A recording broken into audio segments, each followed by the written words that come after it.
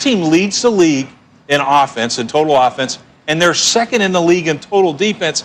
And we already had, Brew, you put up a tape on their special teams. Yeah. This is a complete football team. And if this guy stays upright, if they can protect him, they got a great offensive line, then they can do some serious damage. We'll see. Look, I love Phillip Rivers, and man, oh man, I'll admit, I was wrong. Wow. Well, Can we replay things immediately? Is that possible? Well, please let me piggyback. Hey, Phillip Rivers, I am second to raise my hand, and I'm the first to apologize to you, man-to-man, face-to-face. When I look at the Indianapolis Colts and what they've been able to do, things didn't start out good in Indianapolis. But one thing that I'll commend Phillip Rivers for is how he's been able to take this offense to the next level. Everybody's been talking about, well, where's T.Y. Hilton at? Well, that's not Phillip Rivers' approach. He's been able to find guys like Zach Pascal. You talking about Michael Pittman Jr. You got Naheem Hines coming out of the backfield. So offensively for the Indianapolis Colts, we know what they're doing on defense led by DeForest Buckner with that cover two. But, hey, things didn't look good starting out in Indianapolis, and we was all wondering, when were they going to start lighting the scoreboard up? But as of lately, you talking about proving somebody wrong. When I played 14 years in the National Football League, I always wanted that comeback, Phillip Rivers. So, hey, man, I'm first to say I apologize. Keep doing your thing. I like everything that's going on in Indianapolis. But third time, I'm sorry. Yeah, Lord knows, though, if he has a bad game today, he'll be like, maybe I wasn't all that wrong. I do want to say, in Phillip's defense, we talked about this a little bit when we sat down. Look, the kind of offseason this was, it's not like he had time to get to know who he was throwing to. You know, he needed a bit of a preseason, if you will. It actually was telling when I asked him just for fun, like, who of your teammates would you call to babysit in a pinch? You could tell he was like, wait, all right, I got to think through all my guys. I don't even know these guys yet. You know, it's still very new. He did say Jack Doyle, by the way. That was his final response. But I do think there's something to be said for the time he's now having with these guys that he's playing with. I think the question now is, are they the better team than the Titans based off what you've seen so far?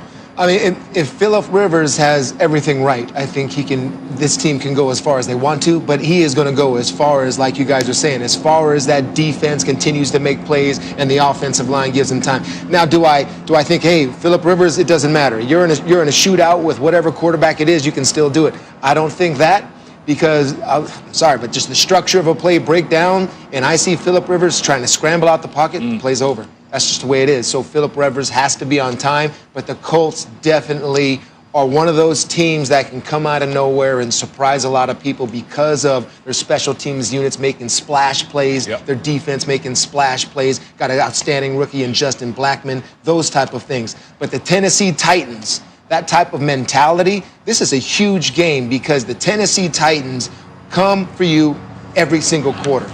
And they want to finish it in the fourth quarter, and that's the mentality I respect. It's a mentality that Derrick Henry just leans on you, and that's what they got to watch out for today. Yeah, there's no doubt there's a lot to watch for in this one to see what's going on going forward. Matt, let's bring you back in here. What do you think the real difference maker will be in today's game? Well, first, I'd like to confirm with what Phillip Rivers said. Jack Doyle, trustworthy babysitter.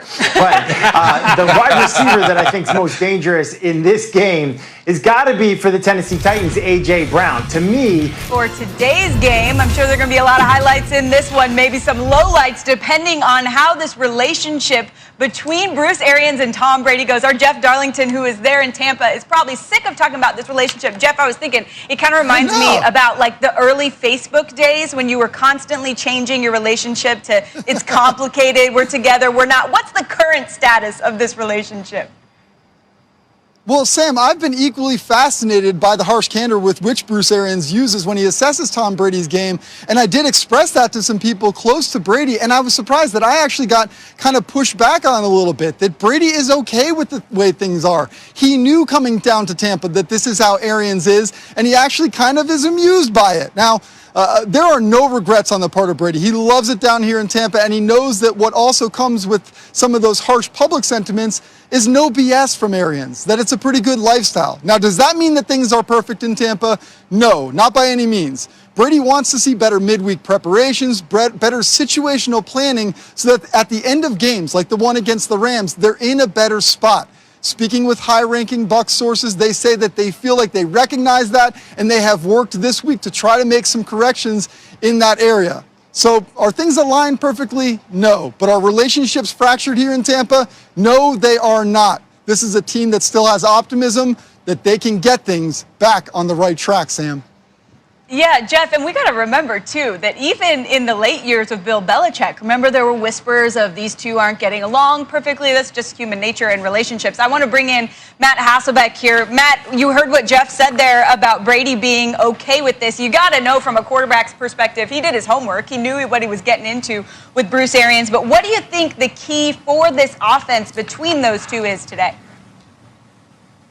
Yeah, listen, quarterback criticism, that's just part of the job. You gotta have skin like an armadillo, as they say. But, getting this offense back on track, you got to get Tom Brady back on track. How do you do that? You got to start running the football. The Bucs are not calling runs. They call a run 30% of the time. That's just, it's shocking to me. You want to help Tom Brady, help the guys up front. Give them more tools in their toolbox. They have an adequate runner.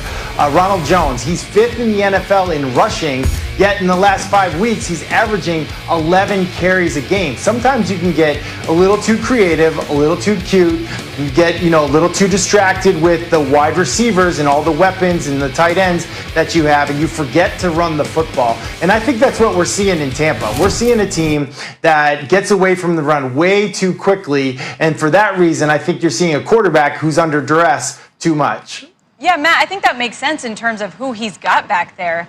But you got to know, when it's a Bruce Arians team, this guy doesn't want to run the ball. The screen game is the run game for him. So, Rex, when you look at from a coaching perspective, is some of this just stubbornness because that's not his thing? Like, what are you seeing there? Yeah, I think we all assumed, at least I did, that Bruce Arians would adopt to Tom Brady. You got one of the greatest that's ever done it, and he's the greatest winner in our sport. So to me, adjust that way. When is the last time no risk it, no biscuit worked? We've seen it ruin Jameis Winston, right? He threw for 5,000 yards. He had some pluses, but he also turned it over 30 times. And then going back to Carson Palmer, his last days in Arizona, he had some struggles. So to me, this is not new for a quarterback coming in. I was hoping Bruce Arians would adjust to Tom Brady. That's certainly what I would have done with a great player like that. But, this no risk it, no biscuit, I think needs to be thrown outy. Yeah, well, Bruce Arians isn't going to change who he is, Sam. Now, he's the one that Rex is right. What he's done for so long, this is what I believe works, and this is what I want to do. I still believe, even within those plays, those deep shot plays, you don't want a 43-year-old quarterback leading the league in 20-plus yard completions, all right? Attempts. So there's always the quarterback that has the ultimate control. I can drop it off to my running back. I can still select something underneath, but it's just hard when your running backs can't catch. And that's what they have in Tampa Bay. Ronald Jones and Leonard Fournette, they're just not anything close to what, let's say Kevin Falk, James White, any of these type of guys that Brady depended on for so long, just like this right there. I want to look downfield. I want to get an easy 5. Just get it for me, man. I know that's a screen, but you got to catch that too and get those easy. Take a profit.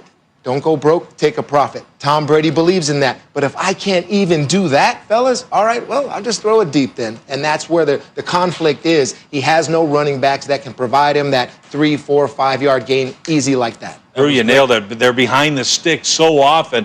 And Matt talked about run the football. Now you stay ahead of the sticks. If those guys can catch the ball, I get it. But, man, oh, man, it's that philosophy that just doesn't work for me. We keep talking about the Tampa Bay Bucs to run the football. When Tom Brady became a Tampa Bay Buc, let me tell you this. Bruce Arians wasn't ready to run the football with Tom Brady. Seen all the success that Tom Brady had in the air up in Foxborough? He wants it there in Tampa.